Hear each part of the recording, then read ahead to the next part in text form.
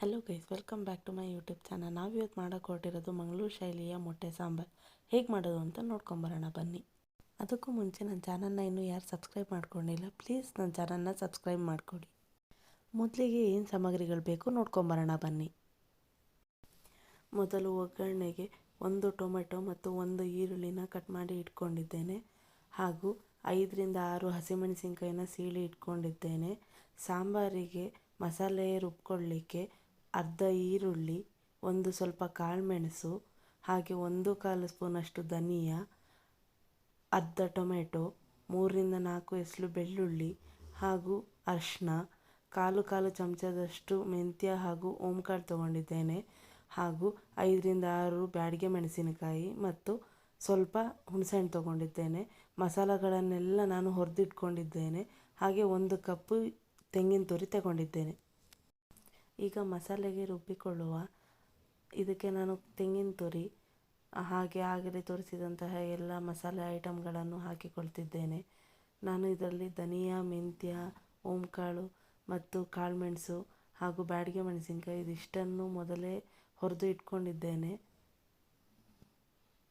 ನೋಡ್ಬೋದು, ಎಲ್ಲದನ್ನು ಹಾಕಿಕೊಳ್ತಿದ್ದೇನೆ. ಇದನ್ನು ಇವಾಗ ನೈಸಾಗಿ ಮಸಾಲೆ ರುಬ್ಕೊಳ್ಳುವ.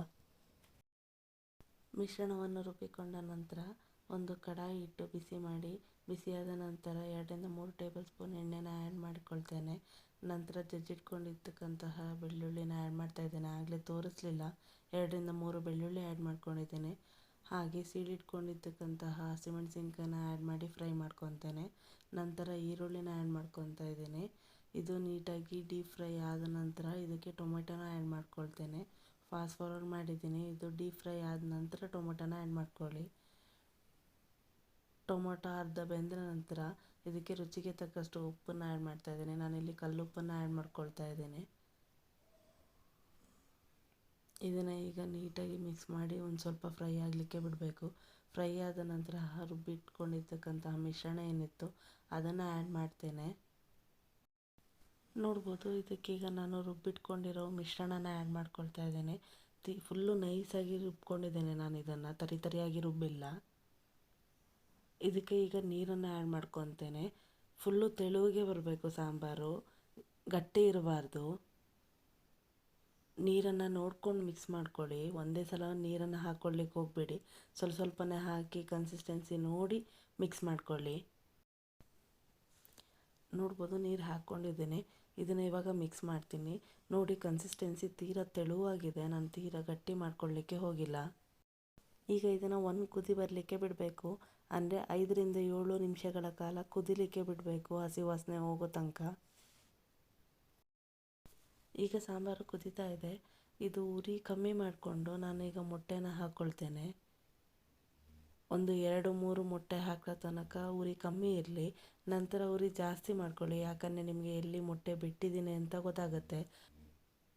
ನೋಡ್ಬೋದು ನೀವಿಲ್ಲಿ, 1 ಮಧ್ಯ ಬಿಟ್ಟೆ ನಾನು ಮೊಟ್ಟೆನ. ಈಗ ಇದನ್ನು ಸೈಡಿಗೆ ಬಿಡ್ತೇನೆ. ಒಂದ್ರ ಮೇಲೆ ಒಂದನ್ನು ಬಿಡಲಿಕ್ಕೆ ಹೋಗಬೇಡಿ, ಜಾಗ ನೋಡಿ ಬಿಡಿ.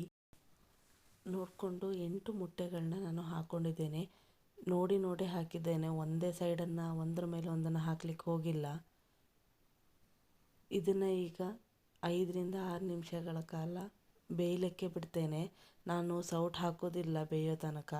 ಈಗ ನೋಡ್ಬೋದು, ಬೆಂದ ನಂತರ ಒಂದೊಂದನ್ನೇ ಮೆತ್ತಗೆ ಎತ್ತುತ್ತಾ ಇದ್ದೇನೆ. ನೋಡ್ಬೋದು, ಒಂದೇ ಸಲ ಸೌಟನ್ನು ಹಾಕಿ ತಿರ್ಸೋದಿಲ್ಲ. ತಿರ್ಸಿದರೆ ಪೂರ್ತಿ ಹೊಡೆಯಾಗಿ ಹೋಗ್ತದೆ. ಹಾಗಾಗಿ ಒಂದೊಂದನ್ನೇ ನೀಟಾಗಿ ಎತ್ಕೊಂಡು ಸಪ್ರೇಟ್ ಮಾಡಬೇಕು. ನಂತರ ಕುದಿಲಿಕ್ಕೆ ಬಿಡಬೇಕು. ಈಗ ಉಪ್ಪನ್ನು ನೋಡ್ಕೋಬೇಕು. ನಿಮ್ಗೇನಾದ್ರು ಉಪ್ಪು ಕಮ್ಮಿ ಅನಿಸಿದರೆ ಸ್ವಲ್ಪ ಉಪ್ಪನ್ನು ಆ್ಯಡ್ ಮಾಡ್ಕೊಳ್ಳಿ. ನಾನು ಸ್ವಲ್ಪ ಉಪ್ಪನ್ನು ಆ್ಯಡ್ ಮಾಡ್ಕೊಂಡಿದ್ದೇನೆ. ಈಗ ಇದನ್ನು 2ರಿಂದ 3 ನಿಮಿಷಗಳ ಕಾಲ ಕುದಿಲಿಕ್ಕೆ ಬಿಟ್ಟರೆ ಸಾಂಬಾರು ರೆಡಿ ಆಗ್ತದೆ. ನಂತರ ಆಫ್ ಮಾಡಿ ಸರ್ವ್ ಮಾಡಿಕೊಳ್ಳಿ. ನೋಡ್ಬೋದು, ರೈಸಿನೊಟ್ಟಿಗೆ ಸಾಂಬಾರನ್ನ ಸರ್ವ್ ಮಾಡ್ಕೊಂಡಿದ್ದೇನೆ. ನಿಮಗೆ ಈ ರೆಸಿಪಿ ಇಷ್ಟ ಆಗಿದರೆ ದಯವಿಟ್ಟು ಲೈಕ್ ಮಾಡಿ, ಶೇರ್ ಮಾಡಿ, ಹಾಗೆ ಸಬ್ಸ್ಕ್ರೈಬ್ ಮಾಡ್ಕೊಳ್ಳೋದನ್ನು ಮರಿಬೇಡಿ. ಹಾಗೆ ನಿಮಗೆ ಈ ರೆಸಿಪಿ ಇಷ್ಟ ಆಗಿದರೆ ಟ್ರೈ ಮಾಡಿ ಹೇಗಿತ್ತು ಅಂತ ಕಮೆಂಟ್ ಬಾಕ್ಸಲ್ಲಿ ತಿಳಿಸಿ. ಮುಂದಿನ ವಿಡಿಯೋದೊಂದಿಗೆ ಸಿಗ್ತೀನಿ. Thank you so much for watching my video.